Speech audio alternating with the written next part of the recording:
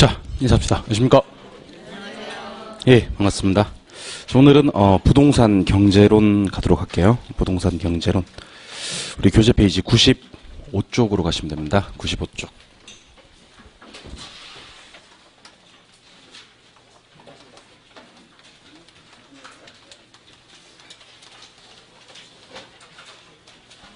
자, 오늘 보실 파트는 부동산 경제론 한 5문제 정도 출제가 되는데, 경제론은 이제 2개 장으로 구성이 됩니다. 경제론 첫 번째가 이제 수요 공급이라는 파트가 있고요. 두 번째 장이 부동산 경기 변동이라는 장이 있습니다. 출제는 대부분 그 수요 공급 이론에서 출제가 됩니다. 수요 공급 이론에서 출제가 되는데, 일단은 수요공급 이론 같은 경우는 이제 공부를 하시는 분들이랑 하지 않는 분들이랑 차이가 상당히 많이 나는 파트입니다. 예를 들면 그 수요공급이 한 4문제 정도 출제가 된다고 봤을 때 열심히 하신 분들은 그래도 한 서너 개 맞추는데, 열심히 안 하신 분들은 다 틀리는 경우도 있어요. 그러니까 지금부터 하는 내용들은 잘 정리를 해 두셔야 되는 내용, 집에 가셔서도 복습을 좀 하셔야 되는 그런 파트가 아닌가라는 생각을 하셔야 됩니다. 자, 그러면 95쪽에 제1절, 이제 부동산 수요 이론, 이렇게 갈 거고요. 1번에 수요의 개념부터 보도록 하겠습니다. 그럼 수요 공급 이론을 공부하는 출발점은 수요가 뭔지, 공급이 뭔지를 확인하셔야 돼요. 수요란 또는 공급이란, 정의를 한번 해볼게요. 자, 일단 수요란 정의는 일정 기간 동안 재화나 서비스를 구매하고자 하는 욕구를 말합니다. 구매하고자 하는 욕구. 요걸 수요라 그래요. 그럼 물결 표시 자리에 판매란 말로만 바꾸면 공급이 되는 거예요. 그러니까 일정 기간 구매하려고 하는 욕구는 수요고, 일정 기간 판매하려고 하는 욕구는 공급이다. 이렇게 보시는 겁니다. 근데 이때 일정 기간을 우리는 유량이다라고 얘기를 해요. 유량. 일정 기간은 유량이에요. 예. 두 번째, 뭐뭐 하고자 하는 것은 사전적 개념이라고 얘기를 해요. 사전적 개념. 세 번째, 욕구는 유효수요라고 얘기를 합니다. 유효수요. 같은 말로는 실질적 수요다. 이렇게 얘기를 합니다. 자, 그럼 우리 수요와 공급을 정의하면서 처음에 공부하셔야 될 내용은 수요와 공급의 정의고요. 정의를 공부하면서 추가적으로 공부하셔야 될 내용은 3가지입니다. 수요와 공급은 일정 기간을 명시해야 되는 개념, 유량. 두 번째는 구매하려고 하는 거니까 사전적 개념. 세 번째, 이 욕구는 유효수요, 실질적 수요가 된다 하는 것으로 이해하시면 됩니다. 그러면 한번 정리를 한번 해볼게요. 자, 수요는 구매하려고 하는 욕구고, 공급은 판매하려고 하는 욕구가 맞습니까? 이렇게 물었을 때는 여러분들이 X라고 해주셔야 돼요. 수요는 구매하려고 하는 욕구, 공급은 판매하려고 하는 욕구, 그러시면 안 된다는 거예요. 왜냐하면 앞에 일정 기간이 꼭 붙어줘야 된다. 일정 기간이. 왜 그러냐면, 여러분들 빵을 10개 먹는 사람이 있습니다. 빵을 10개. 그럼 빵을 많이 먹는 건가요? 적게 먹는 건가요? 이건 뭐로 알 수 없다, 이렇게 얘기를 해야 되는 거죠. 빵을 만약에 하루 동안에 10개를 먹는 것 같으면 진짜 많이 먹는 걸 수 있겠지만, 한 달 동안에 10개를 먹는 것 같으면 그렇게 많이 먹는 건 아닌 것 같고요. 1년 동안에 빵을 10개 먹는 것 같으면 한 달에 1개라도 안 먹는 꼴이니까 적게 먹는 거고요. 평생 동안에 10개밖에 안 먹는 사람은 빵을 진짜 적게 먹는 거 아닙니까? 그러니까 수요와 공급은 같은 개념으로 일하시면 됩니다. 10개를 산다? 100개를 팔겠다? 1000개를 사겠다? 10,000개를 팔겠다? 이게 별로 안 중요하다는 거예요. 뭐가 중요한데, 얼마 동안에 10개를 사는지가, 얼마 동안에 100개를 파는지가. 수요 공급은 일정 기간을 명시해야지만 의미 전달이 명확히 되고, 일정 기간 개념을 우리는 유량이라고 한다는 거예요. 두 번째, 수요 공급은 구매한 거, 판매한 거를 말하는 것이 아니라는 거예요. 구매하려고 하는 거, 판매하려고 하는 거. 그러면 아직 사기 전인가요? 산 후인가요? 사기 전에 살려고 하는 거, 하고자 하는 거.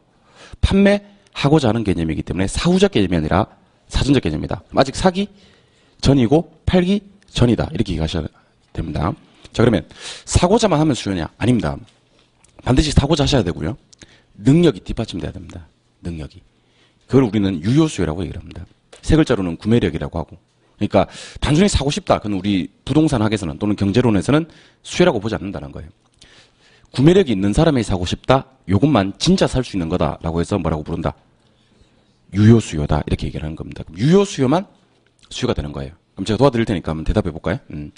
수요 공급은 일정 기간이 명시돼야 되는 개념이다. 예, 당연히 오겠지. 이 무슨 개념이에요? 유량. 이걸 얘기해요. 오라고 얘기하는 게 중요한 게 아니고 유량, 이게 중요한 거예요. 두 번째, 구매한 게 아니고 구매하려고 하는 거죠. 무슨 개념이다, 이게? 사전적 개념이다. 세 번째, 사고 싶다만 가지고는 수요가 안 된다 그랬어요. 능력이 있어야 된다. 이건 무슨 수요다? 유효 수요다. 그래서 수요 공급 이론을 공부하시면서는 세 가지를 아울러 함께 공부하셔야 되는 거예요. 첫 번째는 유량 개념을 우리가 정리를 하셔야 됩니다. 유량은 방금 살펴봤던 바와 같이 일정 기간을 얘기하는 겁니다. 두 번째는 사전적 개념을 얘기하는 겁니다. 사전적 개념. 사전적 개념이란 것은 뭐뭐 하고자 하는 거, 하고자 하는 개념이죠. 세 번째는 유효 수요이어야 된다. 유효 수요. 유효 수요 같은 말로 실질적 수요인데요. 실질적 수요인데 기억하셔야 될 개념은 유효 수요는 구매 의사가 있다 없다? 이건 당연히 있다. 두 번째 구매력도 갖추고 있어야 된다. 그러니까 단순히 사고 싶다만 가지고는 진짜 수요라고 봐주지 않는다는 거예요. 그러니까 예를 들면 백화점에서 상당히 고가 브랜드의 옷가게를 지나치면서 내 저거 사고 싶은데 이건 수요라고 하지 않는다는 겁니다. 주머니에 그거 살 돈이 있어야 돼. 아니면 카드 한도가 남아 있어야 돼. 응? 그러고 나서 사고 싶다. 이것만 수요라고 한다는 것이. 그거 진짜 수요다. 그래서 유효한 수요다. 실질적인 수요가 된다. 이렇게 얘기를 하는 거예요. 자, 그러면 이거랑 우리가 비교를 하셔야 될 개념이 하나 있는데 유량의 개념에 대응되는 개념은 우리가 절량이라고 불러요. 절량은 일정 기간이 아니라 일정 시점입니다. 근데 둘 다 중요합니다. 왜 둘 다 중요한지는 좀 이따 소개해 드릴게요. 일단 요거는 기억합시다. 기간은 무슨 개념이고 유량, 시점은 절량이다. 요거는 기억을 하시고 좀 이따 물을게요. 사전적 개념에 대응되는 개념은 사후적 개념인데 요거는 시험에 나오지는 않습니다. 사후적 개념은 아니고 사전적 개념이다. 이렇게만 기억을 하세요. 마지막으로 유효 수요에 대응되는 개념을 잠재 수요라고 합니다. 잠재 수요. 잠재 수요를 같은 말로 예비 수요라고 얘기를 하거든요. 예비 수요. 예비 수요는 유효 수요와 똑같이 구매 의사가 있어요. 의사가 있는데 얘는 구매력이 없는 거예요. 그러면 살 마음만 있지 진짜 살 수 없는 걸 잠재 수요라고 얘기를 합니다. 정말 조심하셔야 될 걸 하나 알려드리면 잠재 수요 옆에 수요란 말이 붙어 있죠. 예비 수요 옆에 수요란 말이 붙어 있죠. 예, 근데 요 잠재란 단어랑 예비란 단어가 어떨 때 쓰는 말인지를 알아야 됩니다. 지금은 그게 아니고 장차 그게 될 수 있다. 다시 말씀드립니다. 지금은 그거야 아니야. 아니고 장차 그게 될 수 있을 때 쓰는 말이 잠재나 예비라는 말을 쓰는 겁니다. 예를 들면 제가 예비 신랑 그래볼게요. 예비 신랑. 예비 신랑은 신랑이 아니야. 아닙니다. 그러니까 여러분들 여기서 신랑 붙어 있잖아. 그럼 신랑이지. 그러면 안 된다는 거예요. 예비란 말이나 잠재란 말은 지금은 그게 아니고 장차 그게 될 수 있을 때 잠재 예비란 말을 쓰는 거예요. 그럼 거꾸로 묻겠습니다. 잠재 수요는 수요다 아니다? 수요 아니라고 대답하셔야 됩니다. 이 중요합니다. 이게.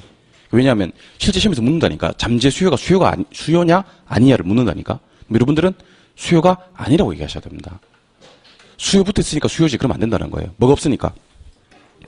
구매력이 없으니까 수요가 될 수가 없는 거예요. 그럼 왜 잠재란 말을 붙어주느냐? 자, 보세요.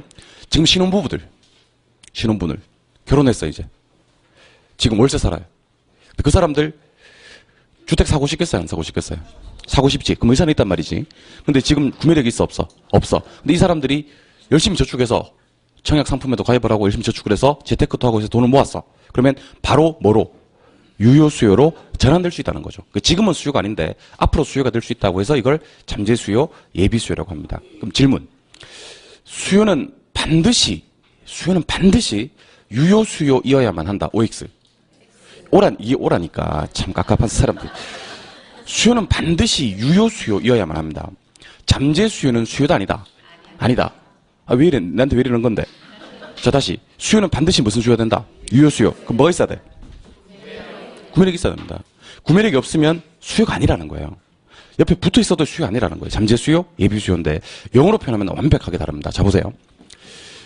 유효 수요만 영어로 디맨드야, 디맨드. 디맨드가 뭐죠? 수요지. 맞아요? 그러면 잠재 수요는 영어로 뭐냐면 니즈라고 합니다. 니즈. 니즈는 뭐냐면 소요가 돼요. 소요. 자, 그럼 대답하시죠. 뭐가 되기 위해서는? 수요가 되기 위해서는 반드시 무슨 수요이어야만 한다? 유효 수요이어야만 한다. 다시 묻습니다. 수요는 반드시 유효 수요만 수요지. 유효 수요가 아니면 수요가 아니다. OX. 이제 O라고 하는 거예요. 알겠죠? 그러면 잠재 수요는 수요란 말이 붙어 있어도 영어로 표현하면 뭐고? 니즈고, 이거 수요 아니고 소요다. 실제로 시험에서 수요와 소요가 같은 개념이냐 다른 개념이냐를 묻습니다. 그럼 수요와 소요는 같은 개념, 다른 개념? 다른 개념. 그럼 이때 수요와 소요를 구분하는 기준은 구매 의사일까요? 구매력일까요? 예, 구매력 가지고 구분하는 거예요. 지금 결론 냅시다. 둘 다 구매 의사는 있으니까 됐고 사고 싶어는 한다는 거지. 근데 구매력이 있는 사람이 사고 싶어하는 건 수요로 연결될 수 있다? 그럼 무슨 수요? 유효 수요. 근데 구매력이 없는 사람이 살려고 하는 것은 지금은 당장 수요로 연결될 수 없으니 뭐라고 부르자? 잠재 수요, 소요라고 부르자. 조심하실 점은 이 구매력은 꼭 자신의 소득으로만 구매력을 갖출 필요는 없어. 정부로부터 보조금을 받았다. 돼, 안 돼? 되고. 그 다음에 은행 가서 대출금을 받았다. 그럼 돼야 안 돼? 된다는 거지. 그러니까 구매력을 어떻게 갖추었는지 묻지는 않습니다. 자신의 소득으로만 갖출 것을 원하지는 않습니다. 돈을 빌려오는 것도 괜찮고요.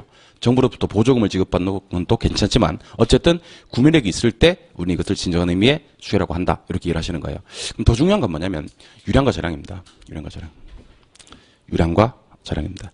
유량과 저량은 보통 우리가 흔히 얘기하는 퐁당퐁당으로 이해하시면 되는데 퐁당퐁당이 뭐냐면 한 해 나왔으면 그 다음에는 한번 쉬었다가 그 다음 또 한 해 나오고 그 다음 또 하나 쉬었다가 이런 구조로 시험 문제 출제가 됩니다. 참고로 말씀드리면 재작년 시험에 유량과 저량이 나왔어요. 작년 시험에 유량과 저량이 안 나왔습니다. 올해 시험은 알아서 판단하세요. 알아서. 그 유량과 저량은 혹시 수요 공급 이론에서 유량 저량이 시험에 뜬다면 반드시 맞춰야 될 내용 중에 하나가 유량과 저량입니다. 쉽거든. 그럼 지금부터 저랑 유량과 저량에 관해서 심도 깊은 대화를 한번 나누어 보도록 해요. 유량과 저량. 자, 유량. 유량은 아까 제가 일정 기간이라고 했나요? 네, 일정 기간. 영어로는 플로우라고 합니다. 플로우. 따라해 보실래요? 플로우. 플로우가 유량입니다. 그림으로 표현하면요. 시작점이 있고요. 끝점이 있고요. 한번 이렇게 흘러줘야 돼. 이걸 유량이라고 합니다. 유량이라고 하고 한자로는 흐를 유자를 써줍니다. 흐를 유자. 한번 흘러줘야 돼. 이걸 유량이라고 합니다. 이거랑 비교하셔야 될 게 저량이거든요. 저량. 저량은 아까 일정 시점이라고 했습니다. 시점. 영어로 표현하면 스톡입니다. 스톡. 그림으로 표현하면 저수지 생각하시면 돼요. 저수지 할 때 저자. 저수지에는 물이 고여져 있습니까? 예, 고여져 있는 이 시점을 우리는 저량이라고 한다라고 이해하시면 됩니다. 그 다음에 한자로 표현하면 쌓을 저자 또는 가둘 저자로 표현을 합니다. 우리가 저축 또는 저수지 할 때 이 저자를 씁니다. 그럼 지금부터 왜 우리는 수요 공급 이론은 유량과 저량을 같이 파악을 해야 될까에 대해서 고민을 한번 해보셔야 되는 겁니다. 분명 수요란 공급이란 일정 기간에 나와야지 의미 전달이 되는 유량의 개념이라고 했는데 왜 유량과 저량을 같이 공부해야 될까? 유량만 배우면 되지 않나? 하실 수가 있는데 사실 유량과 저량은 뗄래야 뗄 수 없는 관계입니다. 뗄래야 뗄 수 없는 관계. 실제로 우리 공부하셨던 분들 있지 않습니까? 그죠? 우리 작년에도 공부하셨던 분들한테 물어봅니다. 왜 유량과 저량을 같이 공부해야 될까라고 물으면 네가 강의를 그렇게 했잖아. 유량과 저량을 같이 했잖아. 그래서 내가 가는 거지. 이유는 별다른 이유가 없대. 그렇게 공부를 하시면 뭐라고 해야 되나요? 좀 수동적이 되죠. 능동적으로 공부하기 위해서는 왜 유량과 저량을 같이 공부해야 될까에 대한 고민을 한 번쯤은 해보실 필요가 있다는 거죠. 그럼 7번 한번 보시고 내용 정리 이렇게 합시다. 2015년 1월 1일 그렇게 1월 1일 들었어요? 요거 저기 시점인가요? 기간인가요? 시점입니까? 시점 쓸게. 그럼 요거는 유량인가요? 저량인가요? 시점은 저량이라 했잖아요? 예. 그럼 2015년 12월 31일 그렇게요. 12월 31일. 요거는 기간인가요? 시점인가요? 시점이죠. 요거는 유량인가요? 저량인가요? 저량이죠. 예. 근데 제가 만약에 이런 얘기를 합니다. 2015년 1월 1일부터 2015년 1월 31일까지 그래버리는 순간 1년 동안이라는 기간이 나와버립니까? 맞아요? 이건 뭐죠? 유량이 되어버립니다. 그러니까 왜 유량과 저량 같이 공부해야 되냐면 무엇과 무엇 사이에 무엇이냐면 시점과 시점 사이에 기간이 나오는 거예요. 그러니까 기간이라는 게 따로 존재하는 게 아니고 시점과 시점 사이에 있는 게 그 기간이라는 거지. 즉 저량과 저량 사이에 뭐 있다? 유량이 있다라고 이해하시는 겁니다. 아니 선생님 그러면 모든 저량과 모든 저량 사이는 유량이냐? 예 그렇습니다. 모든 저량과 모든 저량 사이는 유량입니다. 즉 모든 시점과 시점 사이가 그게 기간이라고. 예컨대 5월 1일 5월 31일 다 시점 맞습니까? 근데 이렇게 돼버리면 한 달 동안이 돼버립니다. 맞나요? 월요일, 일요일 시점 맞지? 근데 요거 일주일 동안 되어버립니다. 0시, 24시 그래버리면 다 시점 맞는데 이렇게 동안 그래버리면 하루 동안이 되어버린다는 거지. 그러니까 무엇과 무엇 사이에 뭐 있으니 시점과 시점 사이에 기간이 있으니 즉 저량과 저량 사이에 유량이 있으니 유량만 공부할 수는 없다는 거지. 저량을 유량과 함께 공부해야 된다는 겁니다. 뗄래야 뗄 수 없는 관계니까. 자 그러면 지금부터 이제 우리 시험에는 어떤 게 나오는지를 제가 알려드릴 텐데 유량과 저량은 시험에 나오면 딱 두 가지밖에 안 나옵니다. 두 가지밖에 안 나오는 건 무슨 말이냐면 응용을 따르기 못해요. 딱 두 가지밖에 안 나온다. 두 가지만 다 기억하시면 유량과 저량은 절대로 틀리는 법이 없습니다. 알겠죠? 그러니까 지금 우리 첫 수업이긴 하지만 유량과 저량을 처음 공부하는 거이긴 하지만 3, 4월 달에 한 번 더 듣고 5, 6월 달에 한 번 수업을 더 듣지 않습니까? 그죠? 그럼 유량과 저량을 틀리는 일은 절대로 없어요. 진짜요. 유량과 저량 틀리는 사람은 이상한 사람이에요. 이상한 사람. 이상한 사람만 유량과 저량을 틀리지 건전한 사고와 상식적인 사고를 하시는 분들은 절대로 안 틀리는 겁니다. 이거 말할 수 없는 고통이에요. 틀려도 어디 가서 하소연할 데도 없고 혼자 끙끙 앓다가 뭐 그렇게 되는 경우가 발생을 하거든요. 유량과 저량은 반드시 맞춰주셔야 됩니다. 첫 단추가 상당히 중요합니다. 자, 그럼 보세요. 실제로 진짜 유량과 저량 같은 경우는 시험장 갈 때까지 공부 한 번도 안 하고 들어가시는 분도 계세요. 첫 단추를 잘 깨신 분들은 그래요. 자, 그럼 지금부터 제가 경제 변수들을 몇 가지 제시를 할 겁니다. 이 변수가 유량 변수겠느냐, 저량 변수겠느냐를 판단을 해볼 건데요. 자, 보세요. 임대료가 있어요, 임대료. 임대료. 지대가 있습니다. 지대. 그 다음에 소득. 수익이 있습니다. 소득, 수익. 그럼 주택 거래량. 주택 거래량. 국민 총생산. 국민 총생산 뭐라 그래요? GNP, 뭐, 국내 총생산, GDP, 뭐, 이렇게 얘기를 합니다. 그죠? 그 다음에, 신규 주택 공급량, 신규 생산량. 좀 이따 할까? 좀 이따 합시다. 이번엔 저는 이거 한번 해보겠습니다. 가격, 가치, 지가, 그 다음에 인구, 재산, 자산, 뭐, 그 다음에 국부, 그 다음에, 외채, 외환 보유액, 이런 것들을 확인 한번 해볼 텐데요. 자, 칠판 한번 봅시다. 자, 지금부터 제가 임대료하고 가격하고의 차이점 알려드리겠습니다. 임대료와 가격의 차이점. 임대료는 한 달이면 한 달, 1년이면 1년, 2년이면 2년, 그렇게 기간을 정해놓고 그 기간 동안 부동산을 사용하는 대가를 임대료라고 합니다. 그래서 한마디로 표현하면 임대료가 뭡니까? 그러면 사용대가 하시면 되고 좀 더 정확하게 표현하면 일정 기간 동안의 부동산의 사용대가 하시면 됩니다. 그게 임대료입니다. 임대료는 반드시 기간이 나와야 돼요. 한 달이면 한 달, 1년이면 1년. 그게 임대료거든요. 토지에 대한 임대료를 지대라고 합니다. 지대. 지대는 무슨 개념이에요? 임대료인데 토지 임대료의 줄임말이 지대가 되는 거지. 이거는 기간이 나와야 되니까 유량 개념이다. 그럼 가격은 뭔데? 가격, 가치, 지가는 뭔데? 지가는 뭐 토지 가격이니까 뭐 가격으로 이해하시면 되는데 가격은 그 부동산 매매 계약서를 보면 가격이 나와요. 예를 들면 2015년 예컨대 1월 10일 밑에 시점이 적혀 있고요. 매도자가 얼마 주고 이 부동산을 팔았고 매수자가 얼마 주고 부동산을 샀는지가 나온다는 거지. 그게 부동산 가격이에요. 그러니까 일정 시점에서 부동산과 화폐를 교환한 대가를 우리는 가격이라고 얘기를 합니다. 토지 가격일 때는 지가라고 얘기를 하는 거고. 그러니까 임대료는 기간 동안의 사용 대가니까 유량 개념이지만 가격, 가치, 지가 개념은 시점에서 교환 대가니까 저량 개념이라고 이해하시면 됩니다. 아시겠어요? 그런 생각이 들죠? 예. 두 번째, 소득, 수익, 영어로 인컴, 영어로 기억하세요. 벌어들이는 거. 자, 벌어들이는 거는 싹 다 유량입니다. 제가 지금 두 가지만 제시했는데 소득, 수익 두 가지만 제시했는데 뭐 시험 지문에는 순영업 소득이 나올 수도 있고 매출액이 나올 수도 있고 여러 가지로 나올 수가 있지만 어쨌든 여러분들 생각에 인컴이다라는 생각이 들면 즉 벌어들인다라는 생각이 들면 싹 다 유량입니다. 한번 들어보실까요? 자, 100만 원 버는 사람이 있다. 100만 원 버는 사람. 돈 많이 벌어요? 적게 벌어요? 알 수 없죠. 이 사람이 시간당 100만 원을 버는지 일당이 100만 원인지 월급이 100만 원인지 연봉이 100만 원인지가 나와야 의미 전달이 된다는 겁니다. 자, 회사 매출액이 1000만 원이에요. 많아요, 적어요?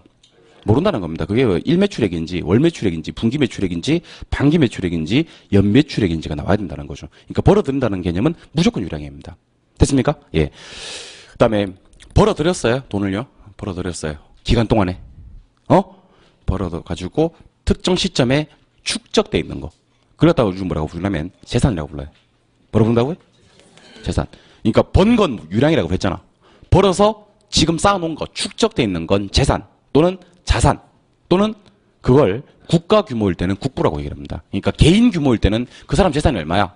이렇게 얘기를 하지만 국가 규모일 때는 국가 재산이 얼마야? 라고 얘기하지 않고 국부라고 얘기를 하는 거예요. 그러면 이 세 개는 다 같은 개념이에요. 뭐요?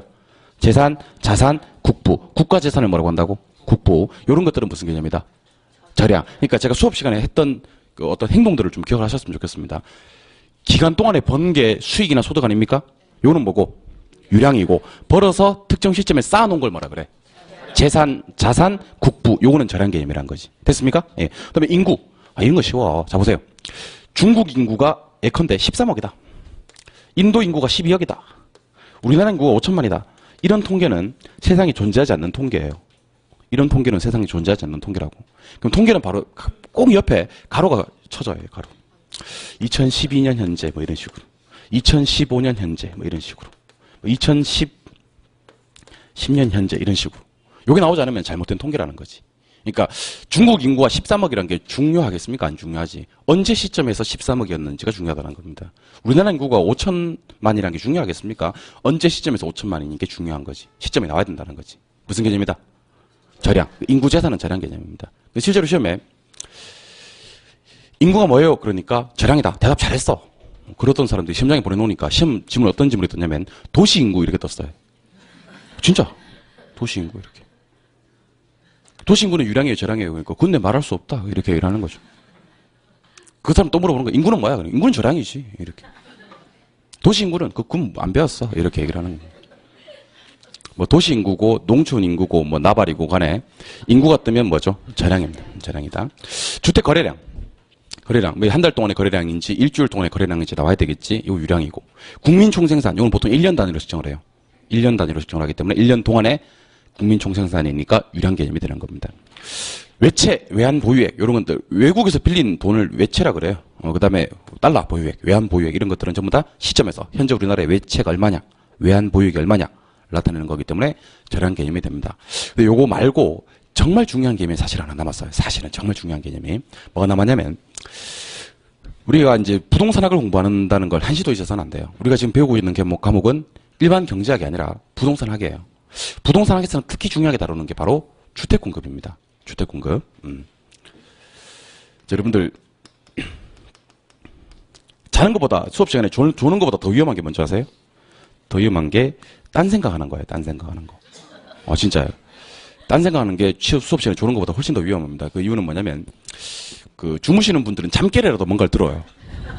진짜 뭐 잠결에 뭐라고 한 것 같은데 이렇게 잠결에 뭐 쌓아놓은 건 저량이라고 한 것 같은데 이런 것도 듣는데 그 딴 생각을 해버리는 순간 완전 수업과 단절이 돼요. 그 제가 위에서 보고 있으면 딴 생각하는 분들을 알 수 있습니다. 초점이 없어요. 그러니까 한 곳을 응시하는데 그렇게 눈이 초롱초롱하지 않는 상황이 이제 딴 생각하는 것 같거든요. 그런 분들은 빨리 수업으로 돌아오셔야 됩니다. 안 그러면 그 수업과 단절된 채 이렇게 20분, 30분씩 가버린다고. 어떤 일이 있었는지도 몰라. 알겠죠? 예, 수업 시간에는 수업에만 집중을 하시기 바랍니다. 차라리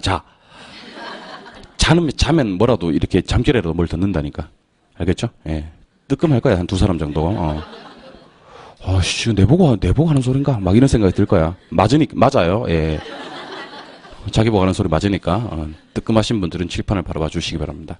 단시도 잊어서는 안 되는 게 우리가 배우시는 과목은 부동산학이다. 부동산학에서는요, 주택을 공급하는 게 중요한데, 주택 공급은 크게 종류가 두 가지로 나뉘어집니다. 하나는 새거, 하나는 중고 이렇게 나눠집니다. 시험 나올 때는 새거, 중고 이렇게 나오지는 않겠지. 새거는 신규 생산량이라 그래요. 신규 생산량. 시험에 어떻게 하면 나온 적이 있냐면 신규란 말이 생략되어서 나온 적도 있었습니다. 신규란 말이 생략되어서. 생산량 이렇게 나오는 거지. 그럼 생산한다는 말은 새로 만든다는 거예요. 알겠어요? 그럼 새거 있고 중고 있다 그랬죠? 중고는 이제 시장에서 이미 만들어져서 나와 있는 주택이에요. 그걸 주택 재고량이라고 합니다. 주택 재고량. 그럼 여러분들이 공부하셔야 될 내용은 주택 재고량하고 신규 생산량하고를 비교하셔야 되는데, 자, 잘 듣고 이해 한번 해보세요. 부동산을 신규로 만들려면 착공을 해야 됩니까? 완공도 해야 됩니까? 그 사이 건축 기간이 필요합니까? 반드시 필요합니다. 부동산은요, 특히 주택은 반드시 건축 기간이 필요합니다. 그럼 신규로 만드는 것은 전부 다 기간 동안에 공급한 거다. 무슨 개념이다? 유량이다. 그럼 질문. 시점에서 신규로 공급할 수 있다, 없다? 절대로 없습니다. 절대로 없습니다. 깝깝이 죽겠네. 자, 보세요. 신규로 공급하기 위해서는 반드시 뭐를 거쳐야 된다 그랬어요? 착공을 하고 완공을 해야 되는 건축 기간이 필요하다 그랬잖아. 그럼 특정 시점에서는 새로 만들어서 뚝딱 하고 공급할 수는 없다. 특히 부동산에서. 특히 부동산 시장에서는요, 시점에서 공급할 수는 없어요, 신규로. 그래서 이렇게 공부합시다. 시점에서는 신규로 공급하는 것이 가능, 불가능? 불가능하다. 시점에서는 신규로 공급하는 것이 불가능하다. 신규로 공급하는 것은 전부 다 기간 동안에 공급하는 거다. 무슨 개념이다? 유량. 그럼 시점에서는 공급이 전혀 안 되느냐? 아닙니다. 이미 만들어져 있는 주택을 뭐라 그랬어요? 재고. 요 주택은요, 이미 만들어져 있기 때문에 오전에 한 놈을 이사 보내. 이사 보내면 빈집이지. 도배장만 딱 해가지고 오후에 한 놈 들어오게 만들 수 있어 없어? 있다는 거지. 얘는 시점에서 공급을 할 수가 있어요. 그래서 질문을 두 가지 드리겠습니다. 시점에서는 절대로 신규로 공급을 할 수는 없다. OX. O. 생각 좀 하고. 시점에서는 절대로 신규로 공급할 수는 없다. O. 시점에서는 절대로 공급을 할 수가 없다. X. 똑같은 거 아닌가? 그러면 미쳐버린 거야, 내가. 자, 봐도요. 시점에서 신규로 공급하는 건 안 돼. 왜냐면 신규로 공급하기 위해서는 건축기간이 필요하니까. 근데 시점에서 공급이 전혀 안 되는 건 아니야. 재고 공급은 가능하다는 거지. 알겠어요? 그럼 시점에서 하는 공급들은 전부 다 무슨 공급이다? 재고, 이미 만들어져 있는 주택을 공급하는 거다. 이건 무슨 개념이다? 절약 개념이다. 근데 이걸 갖다가 제가 여기 딱 설게요. 할 테니까 저랑 유량과 절약으로 한번 대답을 해보시는 건데, 이거는 제가 여러분들 집에 가서 복습하는 시간을 상당히 줄여드리고 싶어서 그래요. 대신 저만 쳐다보세요. 책 보지 마세요. 저를 보세요. 저를 보세요. 자, 제가 물으면 유량과 절약으로 한번 얘기해 보세요. 유량과 절약으로 마음을 준비하시고, 이거 대답하고 나면 집에 가서 유량과 절약을 따로 복습을 안 하셔도 됩니다. 자, 대답 한번 해보세요. 시점은 뭐예요? 절약. 기간은? 유량. 플로우. 유량. 스톡. 절약. 가격, 가치, 지가. 절약. 임대료나 지대. 유량. 소득, 수익, 인컴. 유량. 인구. 절약. 이 벌어가지고 이렇게 재산, 자산, 국부. 절약. 외채, 외환, 보유액. 절약. 그 다음에 주택 거래량, 국민 총생산. 유량. 신규. 유량, 재고, 절약. 이렇게 대답하고 넘어가면 되는 거야. 집에 가서 복습하지 말고. 집에 가서 이걸 암기한다는 느낌으로 공부하시면요, 진짜 암기를 해야 돼요. 근데 제가 항상 강조하는 게 느낌이에요, 느낌. 상당히 중요합니다, 느낌. 필링. 감이죠, 감. 그러니까 공부를 할 때 어떻게 공부를 하시냐면, 암기를 하지 말고, 이건 유량 같은데? 인절량 같은데? 계속 반복을 한단 말이야. 그러다 보면 나중에는 어떤 일이 발생하면 시험장 들어갈 때쯤에는 공부를 안 했어. 이렇게 따로 이렇게 항상 머릿속에 외우고 있는 게 아니야. 근데 제가 임대료 그러면 유량이지. 그렇게 얘기를 합니다. 왜 유량인데 그러면 그건 유량인데? 아니, 왜 그런 거 있잖아. 우리 그런 거 있잖아. 인구는 뭐야? 그러면 인구 절량이지. 왜 절량이라고 생각해요? 그러면 왜 절량을 절량이라고 하는 거지. 그건 절량이지. 이렇게 되는 거지. 이유가 없는 거지. 바로 대답할 수 있고 그게 그냥 맞게 되는 일이 발생한다는 거죠. 이게 감각이 상당히 중요합니다. 여러분들 공인중개사 공부하면서는요, 요 감각 기르는 연습을 꼭 하셔야 됩니다. 이유는 여러분들 중개사 시험이 어렵다고 얘기를 하지 않습니까? 그죠? 중개사 시험이 많이 어렵습니다. 진짜 어려워요. 어려운데 중개사 시험이 어려운 이유를 알아야 됩니다. 중개사 시험이 왜 어려울까요? 중개사 시험이 왜 어려운지 알려드릴게요. 중개사 시험은요, 어려워서 어려운 게 아니에요. 어려운 건 극복됩니다. 극복됩니다. 누가 극복시켜 드리냐면 앞에서 강의하는 사람들이 어려운 건 극복시켜 드려요. 그건 약속을 드릴게요, 여러분들. 어려운 건 극복시켜 드린다. 우리가 이걸로 밥 먹고 사는 사람들이에요. 강의하는 걸로 밥 먹고 사는 사람들은요, 이해 못 시키면 강사로서 자격이 없는 거야. 반드시 이해를 시킨다. 근데 왜 어렵다고 하느냐? 까먹어요. 까먹는 건 내가 어떻게 못한다고. 어떻게 하겠어? 내가 까먹는 걸 수업 시간에 설명을 했어. 이해했다고. 까먹었어. 그럼 그걸 내가 어떻게 해? 까먹었다는데. 까먹기 때문에 어려운 거예요. 우리는 놀라운 속도로 까먹습니다. 그러니까 아무리 일을 시켜도 빛의 속도로 까먹어요. 빛의 속도로. 심지어 어떤 일이 발생하는지 아십니까? 나중에 8월달 정도에 되면 이제 공부를 하지. 그때는 공부를 해야지. 하다가 개론책을 딱 덮으면서 이렇게 얘기를 합니다. 개론 다 떴다. 이렇게 얘기를 합니다. 그 실제로 이 사람 개론을 띈 게 맞느냐? 떴어요. 그리고 이제 개론 다 떴으니까 바로 가. 민법 뒤로 가. 그 민법 뒤로 가서 민법을 띱니다. 민법 다 떴겠어, 안 떴겠어? 떴다니까? 근데 민법 띄는 동안 개론 다 까먹어버리는 겁니다. 그런 다음에 이제 민법 다 떴다고 생각하고 공법으로 가는 거지. 공법으로 가서 공법 뒤로 가는 가운데, 공법 띄고 있는 가운데, 아까 띄었던 민법을 다 까먹어버리고, 그 전전에 떴던 개론을 완벽하게 까먹어버리는 겁니다. 여러분, 완벽하게 까먹는다의 정의를 아직 잘 모를 텐데, 완벽하게 까먹는다의 정의는 뭐냐면, 자기 글씨체로 필기가 돼 있는데, 내가 이름을 했어? 이게 이제 그 유명한 완벽하게 까먹는다의 정의가 되는 겁니다. 그러니까 중개사 시험이 어려운 이유는 어렵기 때문이 아닙니다. 까먹기 때문입니다. 그럼 안 까먹으려면 어떻게 해야 되느냐? 안 외우면 됩니다. 안 외우면. 암기를 하지 않으면 안 까먹어요. 그럼 암기를 하지 않고 공부를 하는 방법은요, 감각을 기르는 길입니다. 감각을 기르는 길. 그러니까 이 감각이란 게 나중에 시험장에 가시면 정말 무시를 못 합니다. 왜냐하면 우리 40문제 중에 합격을 하기 위해서 필요한 점수는 24문제입니다. 근데 중개사 시험에 합격하시는 합격생들의 90%가 이 24개 중에 40개 중에 24개를 맞추면 합격을 하는데 24개 중에 90%가 18개를 확실하게 정답으로 체크하는 분들입니다. 무슨 말이냐면 추가적으로 필요한 개수가 몇 개야?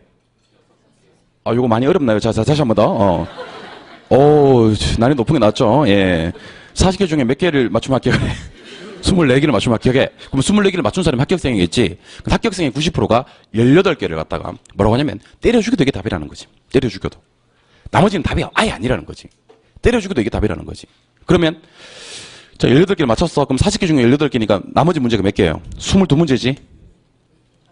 아니, 그러니까 저희 총 40문제 중에 18개가 때려 죽여도 답이라면서 그러면 22개 남았지? 이 중에서 6개를 어떻게 맞추냐면 3번 같기도 하고 5번 같기도 한데 아니면 이거는 이유 없이 그냥 2번 같은데 이런 문제들을 푼다는 거예요. 아니면 찍는 경우도 있고 그 중에서 6개를 만들어야 되는 거예요.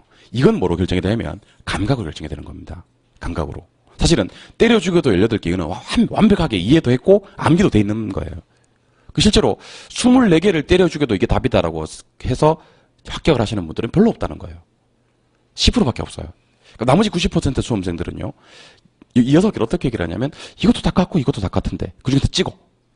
그래야 되겠지? 아무 이유 없이 얘는 4번 같은데 찍어.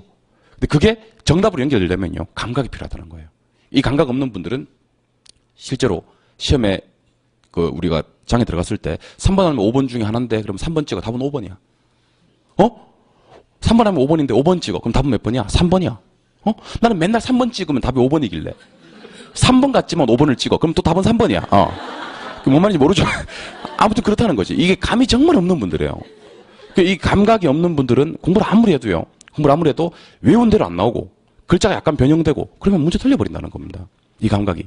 근데 이 감각이 학창시절에 공부하던 거랑 약간 달라요. 우리 공익에서 공부하시는 분들 가운데 학창시절에 좀 잘 나갔던 분들 중에 이렇게 몇 회씩 미끄러지시는 분들도 많습니다. 나중에 공부 3년씩 5년씩 하는 거야. 나중에 알고 보니까 학창시절에 대학교도 엄청 좋은 데 나왔어요. 이렇게 연대 나오고 성대 법대 나오고 이런 분들이 그런 얘기를 하는 겁니다. 평소에 말도 못해. 나 술 한잔하고 술 취해가지고 쌤 사실은 내가 성대 법대 나왔는데 어디 가서 말도 못하고 이거 죽겠습니다. 이렇게 얘기를 하는 거지. 다 다른 거예요, 그게. 이거 다른 겁니다. 그러니까 공식 공부하실 때는 그런 감각을 기르실 필요가 있습니다. 그래서 제가 수업 시간에 그 작업을 해드리는 거예요. 수업 시간에 한 번 수업 듣고 제가 이거 딱 가리잖아. 딱 가리면서 묻잖아. 이거 사실 대답하기 힘든 거거든요. 왜냐하면 내가 암기할 시간을 주지 않았다고.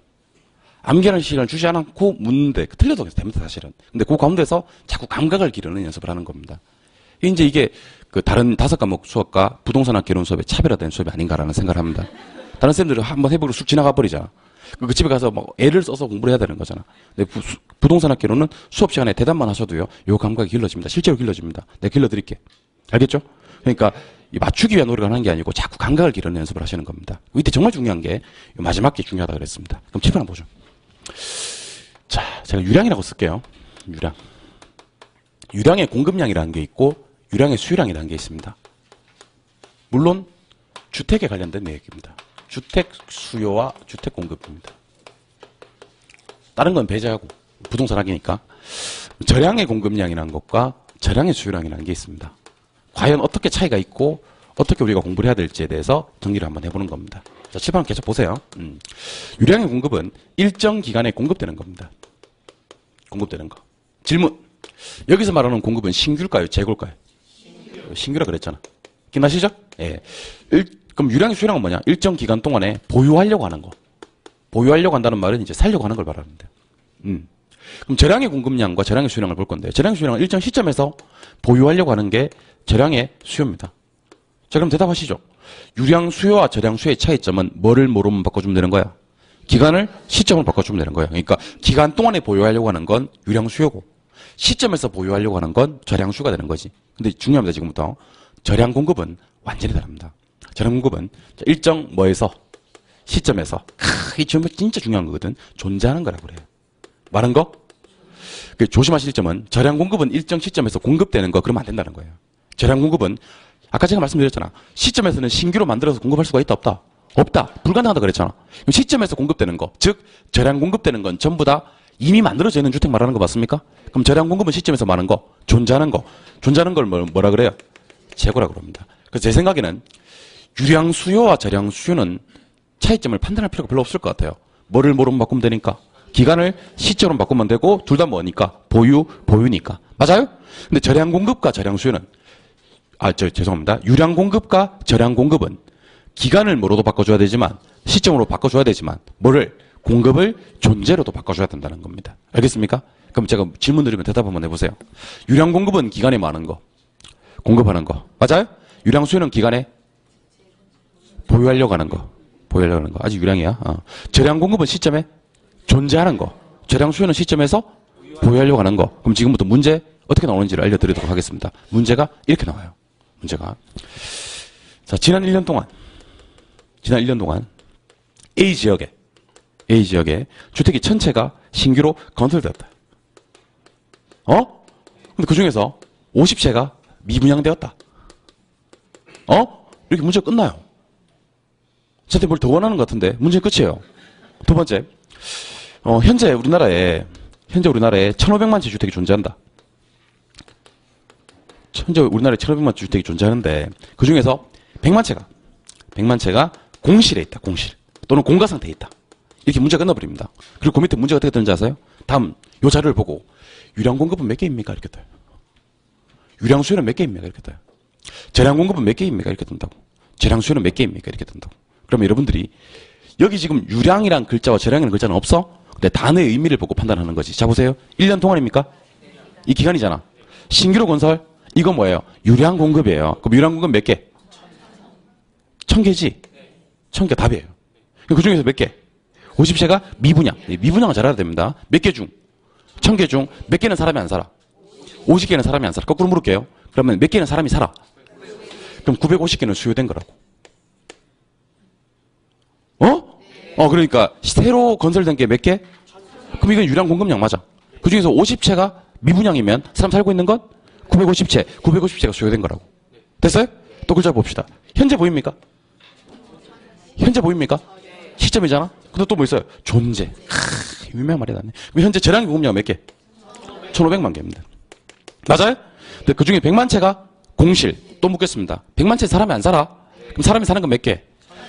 1,400만 개는 뭐 된 거다? 수요된 거다. 이렇게 보는 겁니다. 그래서 시민 출제 가능한 건 딱 두 가지입니다. 아까 제가 물었잖아.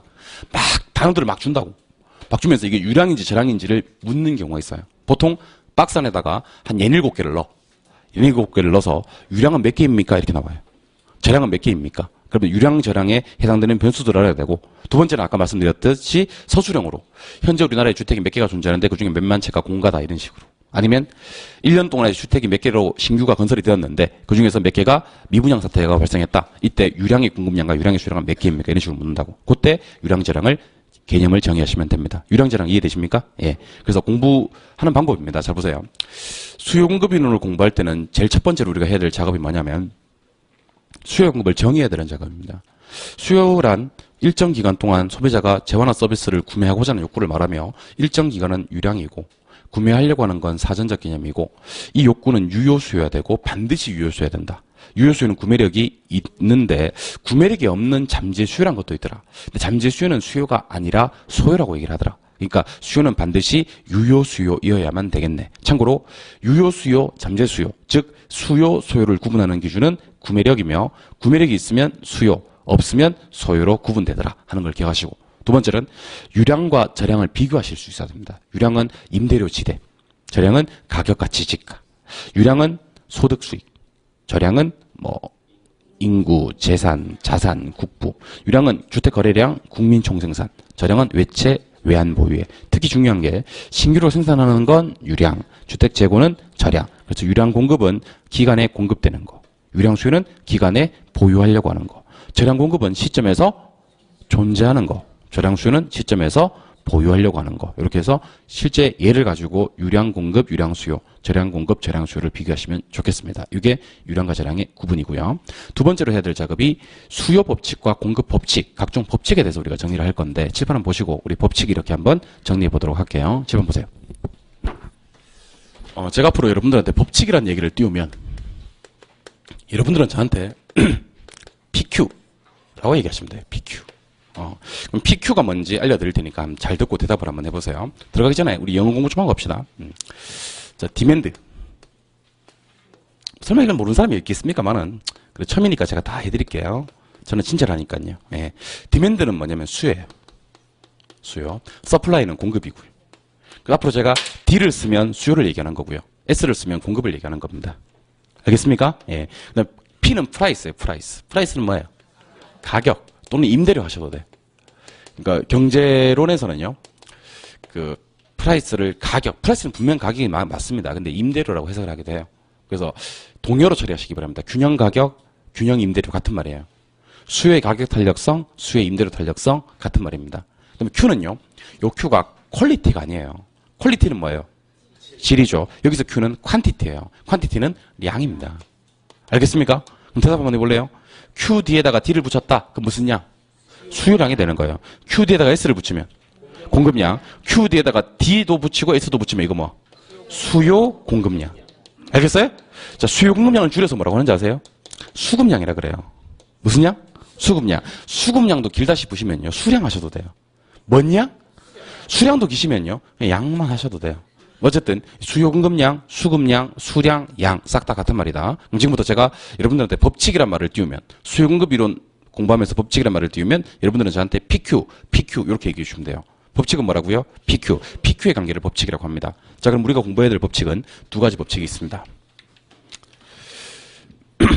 하나는 수요 법칙이라는 게 있고요. 또 하나는 공급 법칙이라는 게 있습니다. 근데 수요 법칙이고 뭐 공급 법칙이고 나발이고 일단 PQ라는 말을 쓰는 거예요. PQ. 다만 수요 법칙에서는 Q 뒤에다가 D를 붙일 거예요. 공급 법칙은 Q 뒤에다 S를 붙일 거고. 자, 그럼 출발 한번 해볼까요? 예. 수요 법칙은 이제 가격과 수요량 사이 어떤 관계가 있냐면 반비례 관계가 성립을 해요. 반비례는 가격이 올라가면 사람들은 적게 살려고 해요. 가격이 싸지면 많이 살려고 하고. 가격과 수요량 사이는 반비례 관계가 성립한다는 거죠. 반대로 움직인다. 이걸 한 글자로 역이라고 합니다. 역을 부호로 표시하면 마이너스고요. 요거는 우하향으로 표시를 합니다. 그래서 앞으로 제가 여러분들한테 수요 법칙이요 라고 얘기를 하면 누구랑? 가격과 수요량 사이의 비례 반비례를 한 글자로 역을 부호로 마이너스는 우하향 이렇게 보시면 됩니다. 공급 법칙은 달라요. 사람들은 가격이 비싸면 많이 팔고 싶어요. 싸면 적게 팔고 싶어 하고. 그러니까 결국 공급자들은요, 돈이 될 때 많이 팔려고 하고 돈이 안 되면 적게 팔려고 한다는 거지. 즉 가격과 공급량 사이는 비례 관계가 성립을 해요. 이걸 한 글자로 정이라고 하고, 정은 부호로 플러스, 얘는 우상향입니다. 제가 보니까 여러분들 뭐 반비례 비례 이건 모르는 사람 어디 있겠어요? 역정 이건 모르는 사람 어디 있겠어요? 마이너스 플러스 이건 모르는 사람 어디 있겠습니까? 근데 우하향과 우상향은 설명을 한번 듣고 가셨으면 좋겠습니다. 그럼 지금부터 그래프상에 옮겨서 수요 곡선과 공급 곡선을 한번 그려보도록 할게요. 칠판 잘 보세요. 수요공급 이론은 첫 단추를 어떻게 깨는 게가 상당히 중요하다라는 얘기를 계속 드립니다. 첫 단추만 잘 깨면 수요공급 이론은 한 개도 안 어렵습니다. 첫 단추를 잘못 깨면 계속 힘들어요. 계속. 지금 집중하시는 게 좋은데 집중을 못 하시는 분들이 계시네요. 유감입니다. 유감스럽네요. 자, 제가 여러분들 P를 갖다가 논의 편의상 100원, 200원, 300원 이렇게 잡을게요. Q를 갖다가 10개, 20개, 30개 잡을게요. 그리고 여러분들 이해를 돕기 위해서 점을 9개를 찍어드릴게요. 점 9개를 찍어드릴게요. 대신 여러분들은 저한테 이 점 9개 중에 여러분들 마음에 드는 점 3개를 골라서 저한테 얘기를 해주셔야 됩니다. 자, 대답 한번 해보세요. 가격이 100원일 때는 10개, 20개, 30개 중에 몇 개를 사셔야 정상이야? 30개를 사셔야 정상이야. 왜냐하면 가격이 쌀 때는 제일 많이 산다는 게 수요 법칙이었거든. 맞아요? 그럼 200원일 때는 양을 좀 줄여야지. 몇 개? 20개. 300원 라인에서는 10개만 사셔야 됩니다. 맞아요? 그러면 가격이 쌀 때는 소비자들은 어떻게 사고? 많이 사고, 비쌀 때는 적게 산다. 여러분들 점을 집합시키면 선이라고 합니다. 맞나요? 그럼 점을 집합시킬게요. 3개. 시키니까 이렇게 됩니까? 보이세요? 이걸 그 유명한 수요곡선이라고 합니다. 디맨드 커버. 수요곡선. 그 수요곡선은 어떤 모양을 하고 있냐면요, 우측으로 가면서 점점 내려오는 모양을 하고 있습니다. 그래서 이거는 우하향하는 모양이다라고 얘기를 하고요. 앞으로 우리 부동산학 개론에서 반비례 관계를 나타내는 곡선은 무조건 우하향입니다. 자, 지금부터 우리 수요곡선 한번 그려보세요. 시작. 이렇게. 수요곡선은 이렇게 그립니다. 이렇게. 알겠습니까? 유의할 점은 이렇게 그리면 안 돼요. 진짜요. 이렇게 그리면 안 돼. 이렇게 그려도 이 그림이 나오긴 하지만 그래프를 그릴 때는 항상 이렇게 그립니다. 이렇게 그리면서 대답하시기 바랍니다. 우측으로 하면서 점점 어떻게 한다? 내려온다. 우하향이 되는 거예요. 우하향. 그럼 이번엔 공급 곡선을 그려볼 건데요. 대답 잘하세요. 가격이 100원일 때는 10개, 20개, 30개 중에 몇 개를 파실 것 같아요? 10개만 봤어요. 너무 많이 팔면 안 돼. 10개만 팔아야 돼. 돈이 안 되잖아. 200원 할 때는 몇 개? 20개를 파셔야 돼. 맞아요? 300원 할 때는 30개를 파셔야 돼. 가격과 공급량 사이는 비례 관계가 성립을 합니까? 그걸 연결 한번 해볼게요.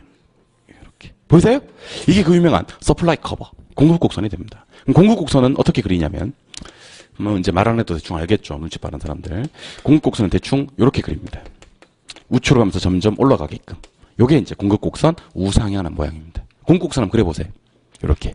물론 공급 곡선도 요렇게 그려도 이 모양이 나오긴 하지만 그렇게 그리면 안 돼요. 요렇게 그려야 됩니다. 그러니까 항상 그래프는 오른쪽으로 하면서 그려야 되고요. 오른쪽으로 하면서 방향이 올라가느냐 내려오느냐로 구분하는 것이. 수요 곡선은 하향하는 모양, 공급 곡선은 상향하는 모양. 그래서 앞으로 부동산학 개론 시간에 그래프 그릴 때 제가 우하향으로 그리거든. 이건 비례를 나타낼 때, 반비례를 나타낼 때. 반비례. 우상향을 나타낼 때는 비례 관계를 나타낼 때입니다. 아시겠습니까? 그럼 칠판 보세요. 칠판 바라봐 주세요. 자, 잘 보세요. 어렵잖아요. 자, 세로축은 가격이에요. 가로축은 양이고. 여러분들 이해를 돕기 위해서 제가 이렇게 한번 얘기를 해볼게요. 가격을 아까 말씀드렸듯이 100원, 200원, 300원 이렇게 잡을게. 아까 말씀드렸듯이 양을 10개, 20개, 30개 잡을게. 자, 우리 아까 수요 곡선과 공급 곡선을 각각 다른 그래프에다가 제가 그려드렸어요. 이번에는 같은 그래프 상에서 한번 그려볼게요. 자, 수요 곡선은 어떻게 그린다 그랬어요 아까? 우하향으로. 자, 그럼 그릴게요 제가 지금. 이제 이거. 봤어요? 예, 여기 수요 곡선이에요. 앞으로 여기에 디맨드 커버 수요 곡선이다. 공급 곡선 어떻게 그래요? 이렇게 그래요? 네, 그럼 요게 서플라이 커버 공급 곡선이에요. 그래서 이렇게 그리면 수요 곡선이고 이렇게 그리면 공급 곡선 맞죠? 이때 수요 곡선과 공급 곡선이 만나는 점이 있을 거예요. 만나는 점을 우리는 균형이라고 얘기합니다. 뭐라고 한다고? 자, 균형이라고 얘기를 하고 균형에서는 자 보시면 200 보입니까? 20 보입니까? 자, 200을 갖다가 우리는 균형에서 결정되는 가격이라 그래요. 균형에서 결정되는 가격. 이걸 그 유명한 균형 가격 이렇게 얘기를 합니다. 무슨 가격? 가격. 균형에서 결정되는 20개 보입니까? 요걸 갖다 우리는 균형 양이라고 불러요. 근데 가격은 200에서 300 되고 200에서 100 될 수 있겠네. 200에서 300 되면 가격 상승. 200에서 100 되면 가격 하락. 즉 가격은요. 세로 방향이고요. 세로 방향이고 상승 하락이라고 표현을 합니다. 양은요. 20개에서 30개 될 수 있겠네.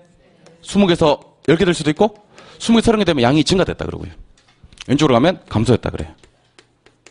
이 표현은 여러분들 사실 우리 객관식 시험이기 때문에 크게 문제가 되지는 않지만 상식적으로 알아두셨으면 좋겠습니다. 가격은 상승 하락이라고 표현합니다. 절대로 가격은 증가 감소라는 표현을 쓰지 않습니다. 지금 가격을 증가 감소를 하는 사람이 어디 있어? 많아요. 많아요. 제가 좀 이따 보여드릴게요. 어떤 사람이 그런 짓을 하는지. 좀 이따 내가 좋은 구경 시켜드릴게. 그런 얘기를 하는지 안 하는지 내가 보여드릴게. 가격은 증가 감소라는 말을 쓰지 않아요. 가격은 상승 하락이라고 표현합니다. 알겠어요? 양은요. 좌우로 가로를 맡아요. 그리고 양은 증가 감소라고 표현합니다. 오른쪽은 증가, 왼쪽은 감소. 양은 절대로 상승 하락이라는 표현을 쓰지 않아요. 양은 증가 감소라는 표현을 쓰는 거지. 그럼 칠판 한번 보실래요? 자, 여기 있던 균형점 일로 갔어요. 그럴 수 있거든. 그럼 이때는 어떻게 읽냐면 이걸 갖다가 가격 상승의 양 증가라고 읽어요. 가격은 올라갔고 양은 오른쪽 갔으니까. 여기 있던 균형점 일로 가잖아요. 그럼 가격 하락의 양 증가라고 얘기를 합니다. 양은 증가예요. 얘가 일로 가잖아요. 그럼 가격 하락의 양 감소라고 읽어요. 가격 하락의 양 감소. 왼쪽이니까. 얘 일로 가잖아요. 그럼 가격 상승의 양은 감소한 겁니다. 그래서 빨리 한번 한 바퀴 더 돌아보면 한 바퀴 돌아볼게요. 가격 상승 양 증가, 가격 하락 양 증가, 가격 하락 양 감소, 가격 상승 양 감소 그러시면 돼. 근데 이게 4개 더 있어. 얘가 일로 가잖아요. 그러면 가격 상승의 양 불변이라고 그래요. 여기로 가잖아요. 그럼 가격 하락의 양 불변이라고 하고. 가격은 상승 하락을 했는데 양은 왼쪽도 오른쪽도 가지 않았으니까 양은 불변 그러시면 돼. 그럼 눈치 빠른 사람들 지금부터 질문 드립니다. 마음의 준비하세요. 얘가 일로 갔어요. 봤어요? 가격, 불변, 양만 증가된 거예요. 알겠어요? 얘가 일로 갔어요. 가격, 불변, 양만 감소한 거예요. 그래서 제가 8개거든요, 총. 8개 갖다가 상당히 빠른 속도로 한번 읽어볼 테니까 눈으로 쭉 따라오세요, 그냥. 가격 상승 양 증가, 가격 불변 양 증가, 가격 하락 양 증가, 가격 하락 양 불변, 가격 하락 양 감소, 가격 불변 양 감소, 가격 상승 양 감소, 가격 상승 양 불변. 이렇게 얘기를 하시면 됩니다. 예. 그 심심할 때 한번 한 바퀴 돌면서 한번 해봐요. 그러니까 여러분들 머릿속에는 이 생각은 해야 됩니다. 우하향하는 곡선은 수요 곡선, 우상향하는 곡선은 공급 곡선, 만나는 점이 균형인데 균형에서 균형 가격과 균형 양이 결정이 된다. 가격은 위로 가면 상승, 아래로 오면 하락이라고 표현한다. 양은 오른쪽 가면 증가, 왼쪽 가면 감소라고 표현하는데 균형점이 어떻게 이동되는가에 따라서 8가지로 가격과 양의 변화를 읽을 수 있어야 된다 하는 생각을 하시면 됩니다. 그런데 여기서 다시 일로 한번 와볼래요? 수요 법칙이요. 수요 법칙은 가격과 수요량이 비례라 그랬어요? 반비례라 그랬어요? 반비례. 한 글자로. 역, 부호는 마이너스. 맞아요? 그래프상에 표시하면 우, 하야. 그러면 지금부터 왜 수요 법칙이 일어나는지, 수요 법칙이 일어나는 이유에 대해서 한번 얘기를 해보도록 할게요. 수요 법칙이 일어나는 이유. 일로 올래요? 수요 법칙이 일어나는 이유가 뭘까? 이유. 수요 법칙의 이유입니다. 자, 수요 법칙의 이유는 가격 효과 때문에 일어난다고 얘기를 해요. 가격 효과. 가격 효과는요, 소득 효과와 대체 효과를 합한 효과예요. 이런 거 좀 알아놓으시면 삶이 상당히 유식해 보여요. 이런 단어들을 써가면서 이제 대화를 하시면 삶이 상당히 유식해 보입니다. 자, 소득 효과는요, X제가 뜨고 실질 소득이 떠요. 대체 효과는요, X제가 뜨고 Y제가 떠요. 자, 그럼 정리 한번 해볼게요. 제화가 한 개만 뜨고요, 실질 소득이 떠. 그럼 무슨 효과? 소득 효과. 제화가 하나 뜨고 하나가 더 떠. 다른 제화가. 그럼 이게 무슨 효과? 대체 효과. 그럼 지금부터 저랑 소득 효과에 대해서 심도 깊은 대화를 한번 나눠보도록 할게요. 잘 듣고 한번 이해를 해볼게요. 어렵지 않아요. 쉬워요. 어려우면 내가 하지도 않아요. 내가. 자, 보세요. 소득이 10,000원인 사람이 있어요. 소득이 10,000원 사람이 있는데 이 사람 콜라 엄청 좋아하는 사람이에요. 콜라 얼마인지 아세요? 한 캔에 500원이에요. 근데 이 사람은 콜라를 얼마나 좋아하는 사람이냐면 자신의 소득을 전부 다 콜라 사 먹겠다 탕진하는 사람이에요. 콜라 중독자예요. 콜라 중독자. 밥도 말아먹고 막 그래 콜라에. 그럼 콜라 수요량이 몇 개냐면 지금 현재 콜라 수요량이 현재 20개예요. 맞죠? 그러니까 얼마를? 500원짜리 콜라를 소득이 얼마일 때? 10,000원일 때 20개 다 콜라 사 먹는 거야. 자, 그런데 지금부터 이 사람 콜라를 20개 사 먹게 하지 말고 40개 사 먹을게 하는 방법에 대해서 우리 한번 얘기해 보아요. 일단 콜라 가격이 얼마로 떨어지면 250원으로 떨어지면 이 사람 콜라 40개 사 먹을 수 있지. 그러면 가격이 하락하면 수요량이 많다, 증가한다. 이게 수요 법칙 맞습니까? 맞잖아. 가격이 많으면 하락하면 수요량이 증가한다. 이게 수요 법칙이잖아. 근데 가격이 하락하지 않고 수요량이 증가될 방법은 있어 없어? 있어요. 소득이 뭐 해버리면 증가해버려. 얼마로? 20,000원으로. 소득이 20,000원으로 증가해버리면요, 가격은 가만히 있어도 수요량은 증가되는 겁니다. 맞아요?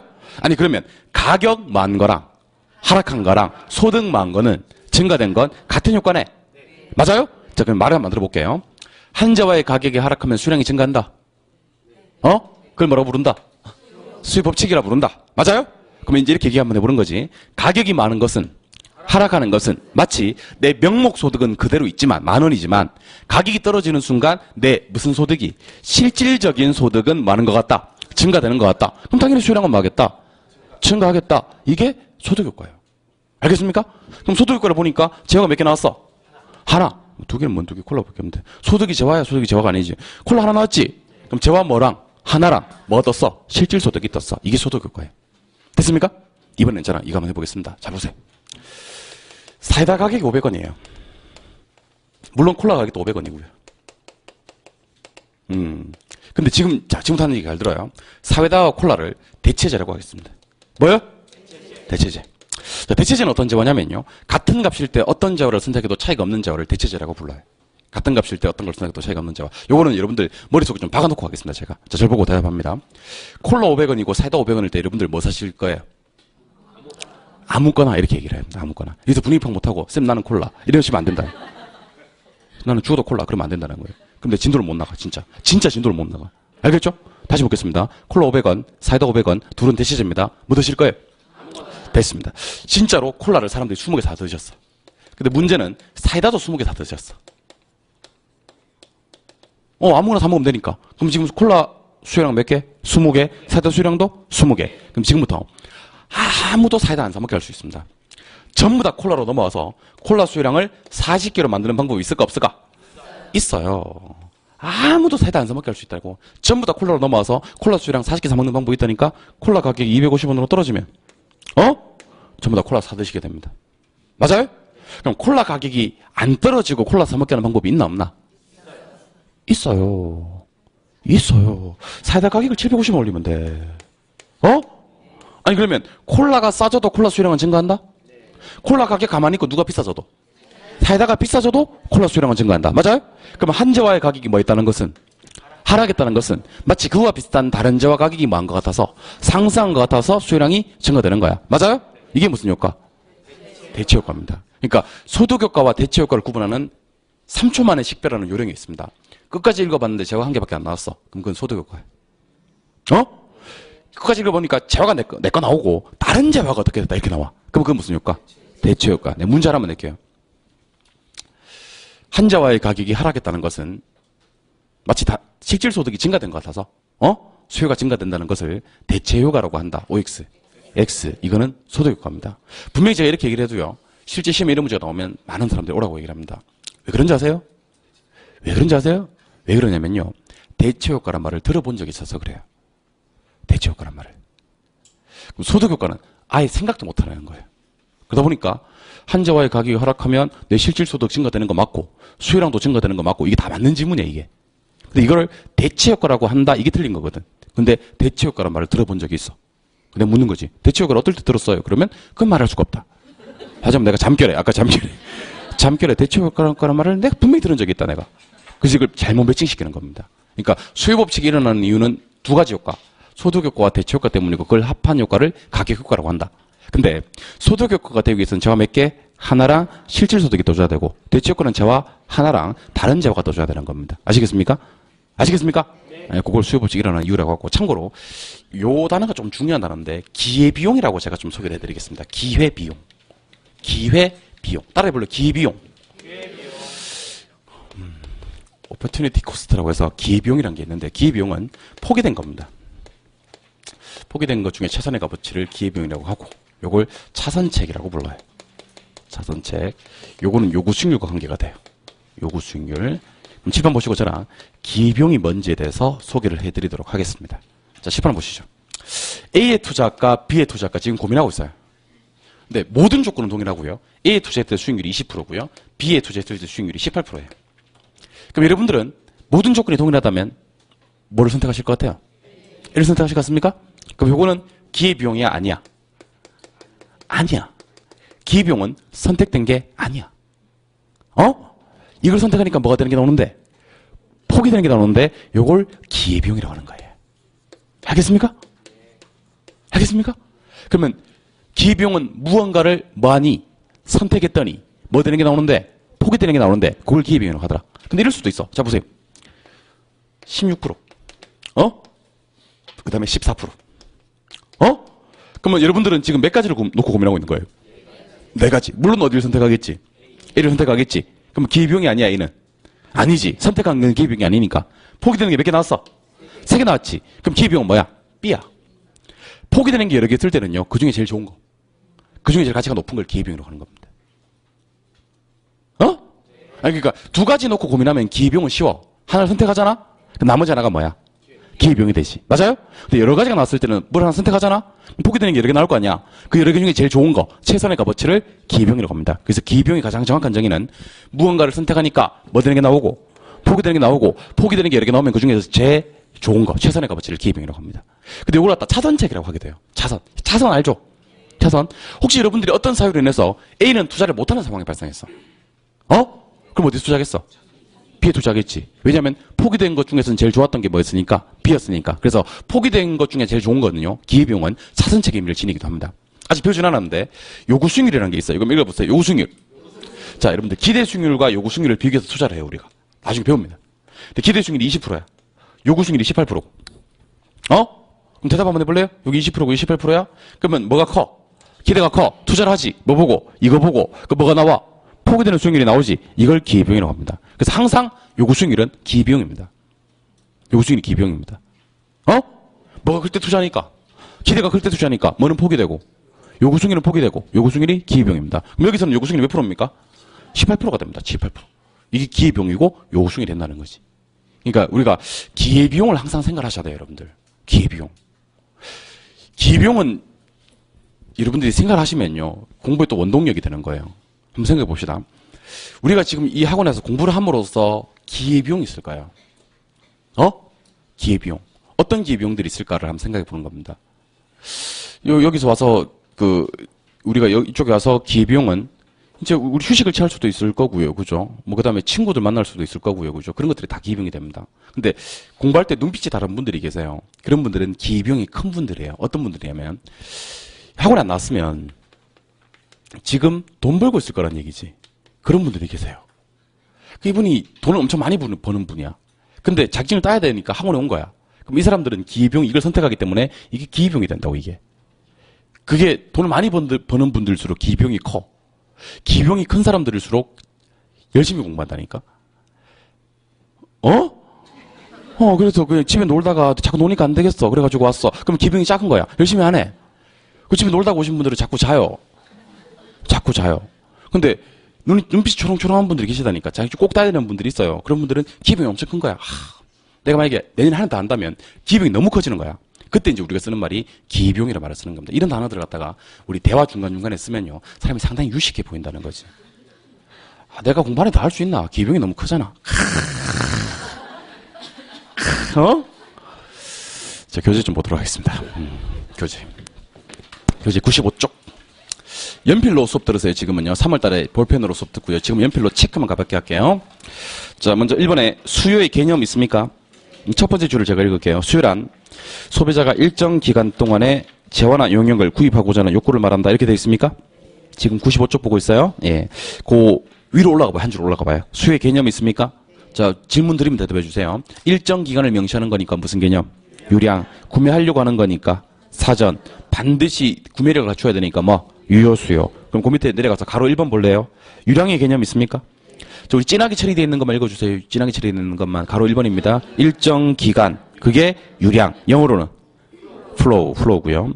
일정 시점인 절약 개념. 스톡 개념도 중요시 됩니다. 예. 그 밑에 핵심 정리 체크 하나 해두세요. 이 중요합니다. 핵심 정리 이거. 자, 유량, 플로우, 흐를 유자 쓰고 일정 기간 맞습니까? 절량, 스톡 쓰고 쌀 저자 쓰고 일정 시점 맞습니까? 유량 관계되는 걸 제가 다 한번 읽어드릴게요. 임대료, 지대, 소득, 수익, 주택거래량, 국민총생산, 신규주택 공급량. 제가 수업했던 순서입니다. 절량은 가격, 가치, 지가, 인구, 재산, 자산, 국부, 외채, 외환 보유액, 주택, 재고량입니다. 그래서 아까 필기하셨던 분들을 후회하실 겁니다. 필기하셨던 분들. 내가 첫 수업 시간에 말씀드렸잖아요. 필기할 필요 없다. 그렇게 얘기 드렸는데도 필기를 해. 그리고 뭐라는지 아세요? 진짜 내가 겪었던 일인데 필기 안 하셔도 됩니다. 책에 다 있습니다. 라고 했고 그럼 자기가 필기를 했어. 그래놓고 책 보니까 뭐라고 똑같이 돼 있지. 나한테 뭐라고 하냐면 있네 씨 막 이렇게 얘기를 합니다. 돼 있다고 있잖아. 있네 씨 똑같이 있네 씨 괜히 했네 씨 그래요. 그래서 또 다음 주에 뭐라고 하는지 아세요? 또 필기를 해요. 또 내 책 받으리잖아. 그럼 또 뭐라 그래요? 있네 씨 괜히 썼네 씨 그렇게 한다니까. 저는 아무 잘못도 없이 욕을 먹어요. 밑으로 내려갈까요? 2번 사전적 개념. 구매하려고 하는 거잖아요. 사전적 개념. 3번에 무슨 수요? 유효 수요. 반드시란 말을 써도 괜찮아요. 반드시 구매력을 수반한 무슨 수요여야 된다? 유효 수요. 유효 수요란 가로 안에 있습니다. 뭐도 있고 구매사도 당연히 있고 뭐도 있어야 된다? 구매력도 있어야 된다. 한 줄 넘기셔서 동그라미 2번도 읽어볼게요. 여기서 구매력에는 구매자의 가처분 소득뿐만 아니라 소득만 있는 게 아니고 금융대출금, 즉 차입금이나 정부의 보조금도 포함이 됩니다. 예. 근데 구매하고는 싶어 하는데 구매 능력이 없는 걸 뭐라 그래요? 잠재 수요, 예비 수요라고 하고 얘는 수요라고 읽지 않고 한 줄 내려오니까 뭐라고 된다? 소요. 영어 단어도 기억하세요. 니즈 이렇게 얘기를 하는 겁니다. 아시겠어요? 예. 그럼 보충학습 체크 한번 해보세요. 보충학습. 이거 중요합니다. 보충학습. 자, 읽을게요. 유량 공급. 자, 우리 연보라색 고만 읽으시면 돼요. 연보라색. 유량 공급량은 일정 기간에 뭐 되는 거? 공급되는 거. 어떻게? 신규로. 즉, 유량 수요량은 일정 기간에 뭐? 보유하려고 하는 거. 교재 기가 막히게 잘 돼 있네요. 예. 주택 재량입니다. 재량의 공급량은 일정 시점에 많은 거, 존재하는 거. 어떻게? 재고. 주택 재량의 수요량은 일정 시점에서 많은 거, 보유하는 거. 예를 볼까요? 지난 1년 동안 50만 채 주택이 신규로 건설되고 10만 호가 미분양되면 대답하세요. 유량 공급 50만, 유량 수요 40만. 처리 한번 알겠죠? 현재 우리나라에 1000만 원의 주택이 존재하는데 100만 호가 공고로 남아있다. 그럼 대답하시죠. 재량 공급은 1000만, 재량 수요는 900만. 기억하시는 거예요? 예. 오른쪽 페이지. 오른쪽 페이지로 가시면 이번에 수요 함수와 수요 법칙이 있습니까? 가로 1번은 됐고 가로 2번만 읽을게요. 가로 2번만. 가로 2번에 진하게 처리되어 있는 것만 대답해 주세요. 진하게 처리되어 있는 것만. 누구랑? 가격과 수요량의 무슨 관계? 반비례, 한 글자, 역, 부호로, 마이너스, 석 줄 내려오세요. 얘를 그래프상에 그리면 우하향으로 표시가 됩니다. 우하향 됐어요? 예. 한 장 넘기십니다. 동그라미 3번. 수요 법칙이 성립하는 이유 나옵니까? 자, 기억해 보니까 무슨 효과? 가격 효과. 가격 효과는 누구랑 누구를 합한 건데 소득효과와 대체효과를 합한 건데 A번에 소득효과 나옵니까? 첫 번째 줄에 한재와 떴어요? 그 줄 끝에 실질소득이 떴어요? 그럼 소득효과예요. 근데 이번에 대체효과 나옵니까? 한재와 떴어요? 그 줄 끝에 다른 재와 그럼 대체효과가 되는 거예요.